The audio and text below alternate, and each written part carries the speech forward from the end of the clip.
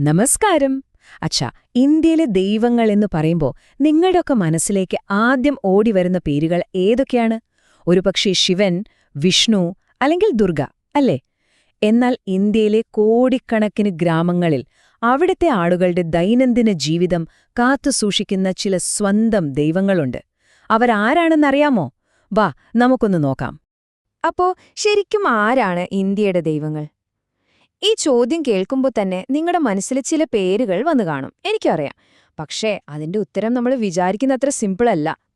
അതെ, നമ്മൾ പുരാണങ്ങളിലും വലിയ വലിയ ക്ഷേത്രങ്ങളിലുമൊക്കെ കാണുന്ന ആരാധിക്കുന്ന ദൈവങ്ങളാണിവർ. പക്ഷേ ഇന്ത്യയുടെ യഥാർത്ഥ ആത്മാവ് കുടികൊള്ളുന്നത് ഗ്രാമങ്ങളിലാണെന്ന് പറയാറില്ലേ? അവിടത്തെ കഥ അത് ഇതിൽ നിന്നൊക്കെ കുറച്ചു വ്യത്യസ്തമാണ്. അപ്പോ ഒരു നിമിഷം ചിന്തിച്ചു നോക്കൂ. ഒരു കാലവർഷം അങ്ങ് ചതിച്ചാൽ ആ ഗ്രാമത്തെ ആരാണ് സംരക്ഷിക്കുക? അല്ലെങ്കിൽ ഒരു അസുഖം വരുമ്പോൾ ഒരു കുടുംബത്തിന് ആരാണ് കാവലാവുക? ആ ചോദ്യത്തിന്റെ ഉത്തരമാണ് നമ്മളിന്ന് തേടുന്നത്. നമ്മൾ സാധാരണയായി കേൾക്കുന്ന പുരാണങ്ങളിലെ ദൈവങ്ങളിൽ നിന്ന് എങ്ങനെയാണ് ഈ ഗ്രാമദേവതകൾ വ്യത്യസ്തരാകുന്നത്? നമുക്കതിൽ നിന്ന് തന്നെ തുടങ്ങാം. ഇന്ത്യയിലുടനീളമുള്ള എണ്ണമറ്റ ഗ്രാമങ്ങളിൽ അവിടുത്തെ ഓരോ ദിവസത്തിനും മേൽനോട്ടം വഹിക്കുന്നത് ആ നാട്ടുകാരുമായി അത്രയധികം ആഴത്തിൽ ബന്ധമുള്ള ചില പ്രാദേശിക ദൈവങ്ങളാണ്. അവര് വെറുമൊരു ആരാധനാമൂർത്തികളല്ല. ആ ഗ്രാമവാസികളുടെ എല്ലാ സന്തോഷത്തിലും സങ്കടത്തിലുമൊക്കെ കൂടെ നിൽക്കുന്ന അവരുടെ സ്വന്തം വീട്ടിലെ ഒരംഗത്തെ പോലെയാണ് ഈ ദൈവങ്ങളെ അവർ കാണുന്നത്. അപ്പോ നമുക്ക് കുറച്ചുകൂടി വ്യക്തമായി നോക്കാം. ആരാണ് ഈ ഗ്രാമദേവതകൾ? എന്തൊക്കെയാണ് അവരുടെ പ്രധാന ഉത്തരവാദിത്തങ്ങൾ? ഗ്രാമദേവത, ഈ വാക്കിൽ തന്നെയുണ്ട് അതിന്റെ അർത്ഥം. ഗ്രാമത്തിന്റെ ദേവത, അതായത് ഒരു ഗ്രാമത്തിന്റെ മുഴുവൻ താൽപ്പര്യങ്ങളും സംരക്ഷിക്കുക എന്ന പ്രാഥമിക കർത്തവ്യമുള്ള ആ ഗ്രാമം ഒന്നടങ്കം ആരാധിക്കുന്ന ഒരു ദൈവം. അവരാണ് ആ ഗ്രാമത്തിന്റെ സ്വന്തം കാവൽക്കാർ. അവരുടെ പ്രധാനപ്പെട്ട ചുമതലകൾ എന്തൊക്കെയാണെന്ന് നോക്കിയാനുണ്ടല്ലോ നമുക്ക് കാര്യം പിടികിട്ടും. പകർച്ചവ്യാധികൾ വരാതെ നോക്കുക, കൃത്യസമയത്ത് നല്ല മഴ കിട്ടാൻ സഹായിക്കുക, വിളവെടുപ്പ് നശിച്ചുപോകാതെ സംരക്ഷിക്കുക, പിന്നെ കുടുംബത്തിന് നല്ല ആരോഗ്യവും വളർത്തുമൃഗങ്ങൾക്ക് സുരക്ഷയും ഉറപ്പാക്കുക. കണ്ടില്ലേ?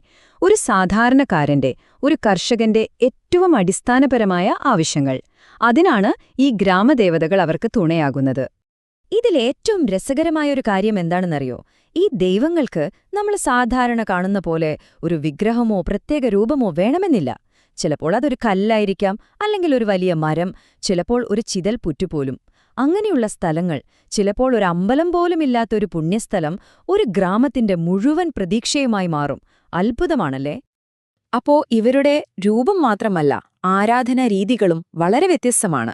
അവിടുത്തെ ആചാരങ്ങളെയും നേർച്ചകളെയും ഒക്കെ പറ്റി കേട്ടാൽ നമ്മൾ ശരിക്കും അതിശയിച്ചു പോകും. നമുക്ക് പ്രധാനപ്പെട്ട ഒരു വ്യത്യാസം നോക്കാം. വേദങ്ങളിലൊക്കെ പറയുന്ന ദൈവങ്ങൾക്ക് നമ്മൾ എന്താണ് സമർപ്പിക്കുക? സ്വർണം, വെള്ളി, പട്ടുവസ്ത്രങ്ങൾ, വിലപിടിപ്പുള്ള കല്ലുകൾ ഒക്കെയാണ്. പൂജകൾ നടത്തുന്നത് മിക്കവാറും ബ്രാഹ്മണ പുരോഹിതന്മാരുമായിരിക്കും. പക്ഷേ ഈ നാടോടി ദൈവങ്ങളുടെ കാര്യം അങ്ങനെയല്ല. അവിടുത്തെ സമർപ്പണങ്ങൾ നോക്കൂ.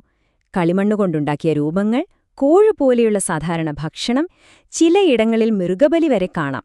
പൂജകൾക്ക് നേതൃത്വം നൽകുന്നതോ പലപ്പോഴും ആ സമൂഹത്തിലെ തന്നെ താഴ്ന്ന ജാതിയിൽപ്പെട്ട പുരോഹിതന്മാരുമായിരിക്കും. കണ്ടില്ലേ ആ വ്യത്യാസം? ഈ ഭക്തിയുടെ തീവ്രത എത്രത്തോളം ഉണ്ടെന്നറിയണോ? നമുക്ക് തമിഴ്നാട്ടിലേക്കൊന്ന് പോകാം.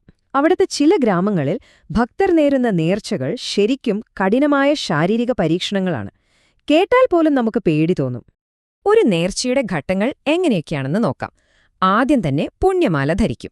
അതിനെ മാലേ പോത്കട്ട് എന്നു പറയും. അത് കഴിഞ്ഞാൽ 21 ദിവസത്തെ കർശനമായ വ്രതമാണ്.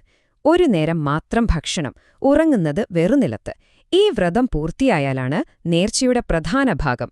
അത് ചിലപ്പോൾ പൂക്കുളിത്തൽ എന്നറിയപ്പെടുന്ന തീമെതിത്തലായിരിക്കാം, അല്ലെങ്കിൽ കവിളിലും നാവിലുമൊക്കെ വേൽ കുത്തിയിറക്കുന്ന കുത്തിക്കരട് പോലുള്ള കഠിനമായ പരീക്ഷണങ്ങളായിരിക്കാം. ഇത് വെറുമൊരു നേർച്ചയല്ല, ഭക്തിയുടെയും സമർപ്പണത്തിന്റെയും ഒരു അങ്ങേയറ്റത്ത പ്രകടനമാണ്. അപ്പോ നമ്മളിതുവരെ കണ്ടത് രണ്ട് വ്യത്യസ്ത ലോകങ്ങളെയാണ്, അല്ലേ?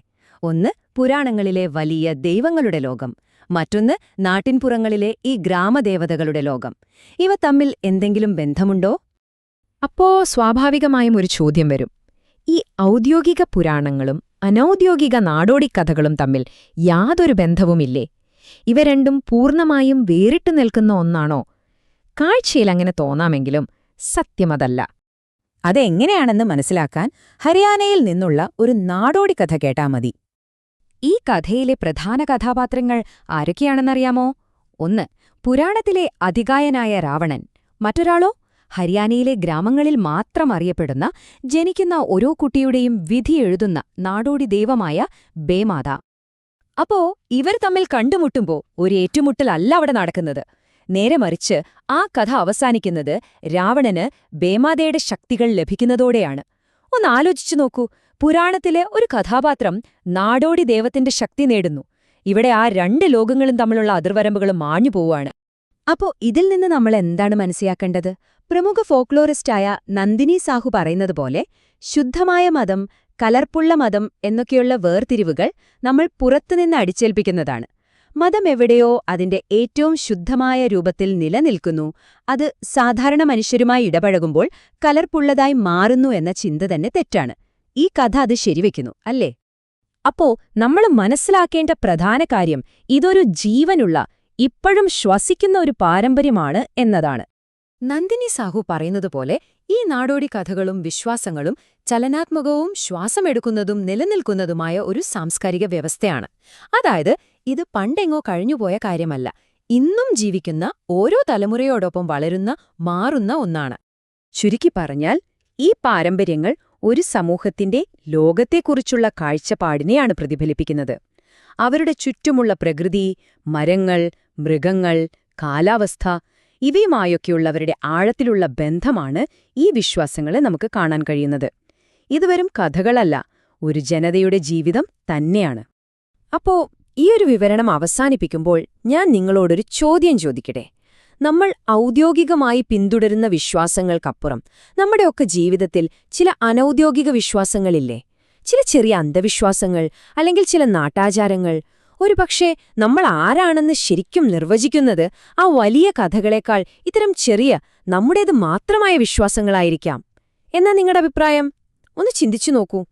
അടുത്ത തവണ പുതിയൊരു വിഷയവുമായി കാണാം. നന്ദി.